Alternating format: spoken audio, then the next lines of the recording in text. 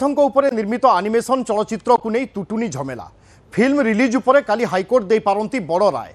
या पूर्व राज्य अतिथि भवन में शेष होईछि बड़ बैठक।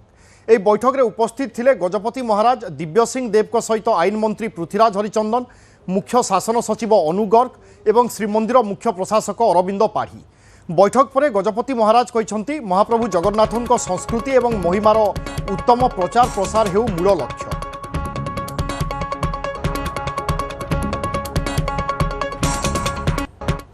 मान्यवर सुप्रीम कोर्ट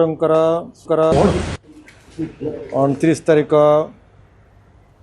जुलाई निष्पत्ति परे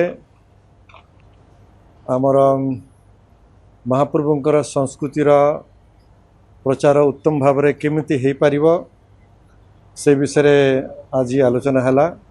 आसंता काली मध्य हाईकोर्ट रे एई मैटरटा आसुची, तेणु सेठी हाईकोर्ट कौन निष्पत्ति नौचंदी ताकू मध्य देखिबा।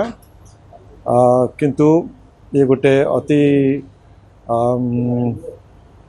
बहुत गुरुत्वर विषय जोटा कि आमर प्रत्येक जगन्नाथ प्रेमी भक्त मानकर हृदय कथा। आमे आशा करूँ जे यार जेमिति शीघ्र उत्तम समाधान हब।